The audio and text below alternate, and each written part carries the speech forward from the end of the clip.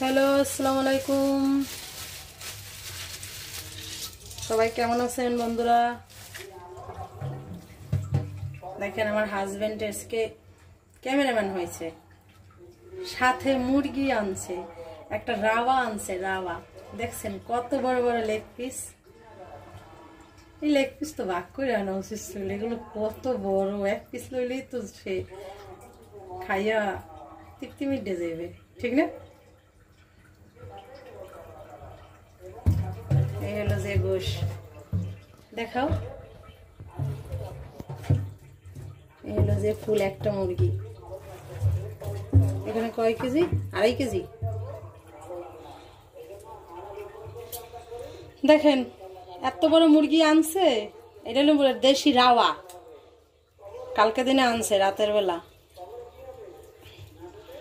আমি দেশি মুরগি খেতে চাইছি, রাওয়া নিয়ে আসছে। এত ছোটানোই সম্ভব না। ওরে আল্লাহ রে, তুমি ছাড়া কেউ পারবে না, ওর রাতে ব্যথা উঠবে। এই হলো রাওয়ার লেকের সাইজ, কত বড়। দেখেন বন্ধুরা, আমি অনেক যুদ্ধ করে পারতাছি না, কারণ এই রাওয়াটা অনেক বড় একটা রাওয়া, দেশি রাওয়া, মানে দেশি মোরগ। এক এক জায়গায় এক একটা বলে। আমাদের দেশে দেশি মোরগও বলে, দেশি রাওয়াও বলে। মানে সেটা খুবই কঠিন হয়ে যাইতেছে। জানেন এটা পারবে না, এটার সাথে যুদ্ধ চলতেছে। 2.5 কেজির একটা রাওয়া। আজকে দিনে দেশি রান্না করা হবে, দেশি মোরগ রান্না করা হবে। সবাইকে জুম্মা মোবারক। আমার হাজবেন্ড ফেল, ওইখানে ওইরকম ঝুলাই রাখছে, এটা খোলা সম্ভব না, কেচি দিয়ে কাটতে হইবে, বটি দিয়া। ভিডিও করছি তখন কিন্তু মসজিদে খুতবা পড়তেছিল, খেয়াল করে দেখছেন? খেয়াল করে শুনবেন। শুক্রবার দিন হইলে একটু লেট হয়ে যায় উঠতে, আর কাজকর্ম করতে তো আলিশে দিয়ে দিই। এখানে দিয়ে দিলাম দারচিনি, এলাচ, আর পেস্টে একটু মোটা মোটা করে কাটছি, কারণ দেশি রাওয়া তো, ওগুলো কষাইতে কষাইতে পেঁয়াজ দেবে গললে, বাটানোর প্রয়োজন হয় না।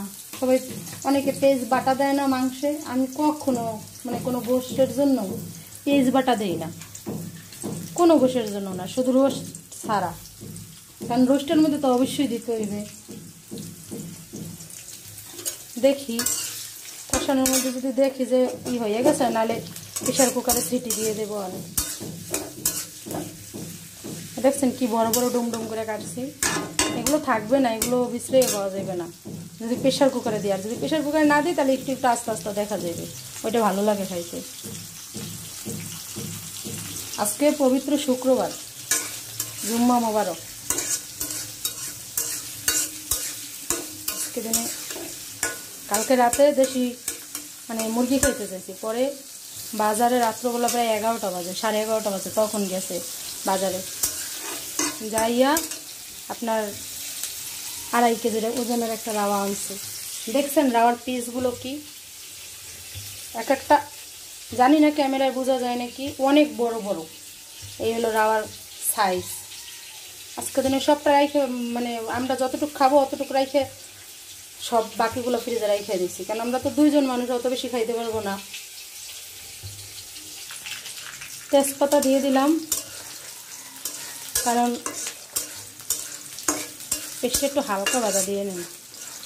এই তো এগুলো আমার নানু বাড়ির গাছের তেজপাতা, এমনি যে বাজারের তেজপাতা ওগুলো কিন্তু দিলে পরে বেশি একটা ফ্লেভার আসে না। আর এর একটা তেজপাতা দিয়ে চা করলে ওইটা খাইতেই মনে হয়, এত সুন্দর ফ্লেভার আসে। আপনাদের দেশে কার কার দেশে কি কি নামে ডাকে এই রাওয়া?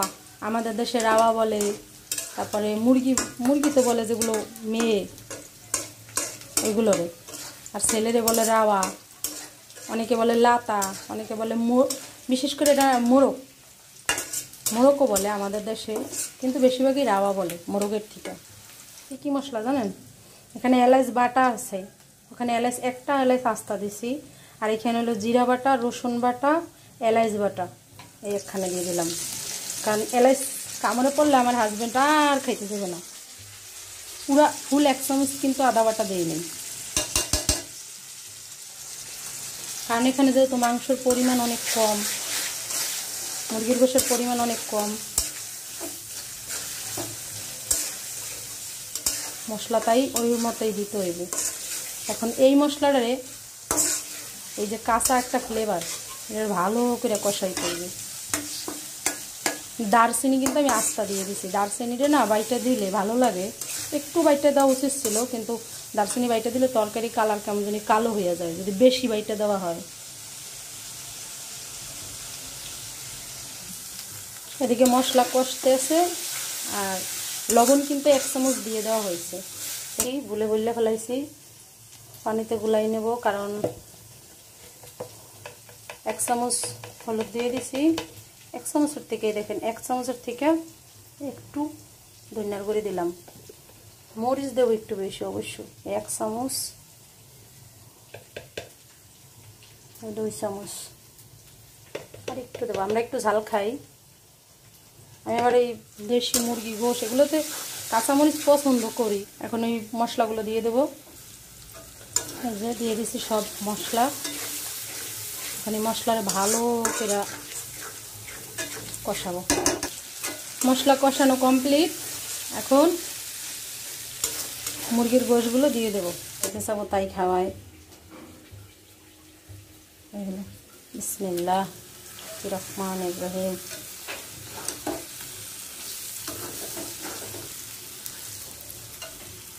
দেখছেন কড়াইয়ের এ মাথা থেকে ও মাথা পর্যন্ত একদম ফুল।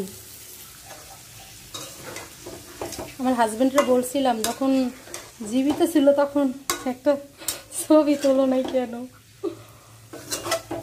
আমি কিন্তু গ্রামের বাড়িতে গেলে মানে গ্রামের বাড়িতে গেলে সবসময়ের জন্য গ্রামের জিনিস আনার চেষ্টা করি, 3টা 4টা মানে 4টা 5টা এরকম করে রাওয়া আনার চেষ্টা করি সব সময়। সাইজ এগুলো ঢাইকা দিলাম, এখন কষতে থাকো। দেখেন কত পানি বের হয়েছে, আমি কিন্তু একটু সামান্য জাস্টটা নিচে লাগিয়ে যায় দিকে জাল বাড়াই দিছি, নাহলে এই পানি একদম পিস পিস পিস পিস করবে আস্তে আস্তে। এখন এটা কষতে কষতে তারপর কষানো শেষ হলে দেখাবো, ঠিক আছে? এই হলো কষানোর ফাইনাল লুক, কষানি হয়ে গেছে, আর একটু সময় যে দেখ কোনো নেই, পানি নেই, ঝোল দিয়ে দেওয়া হয়েছে, পানি দেওয়া হয়ে গেছে। এখন এটা আস্তে আস্তে করে হোক উতলক, ডাইকে দিই, নাড়া দিয়ে দেখাই। প্রেশার কুকারে দেবো না, কারণ এটা বেশি একটা বয়স্ক না, কষানিতে বেশি সেদ্ধ হয়ে গেছে, মানে বেশিরভাগ সেদ্ধ হয়ে গেছে,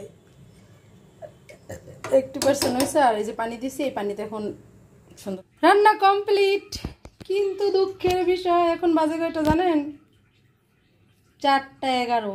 এই টাইমে রান্না কমপ্লিট, এখন খানা পিনা খাবো, চলে আসেন সবাই। এই হলো ফাইনাল লুক রান্না বান্নার।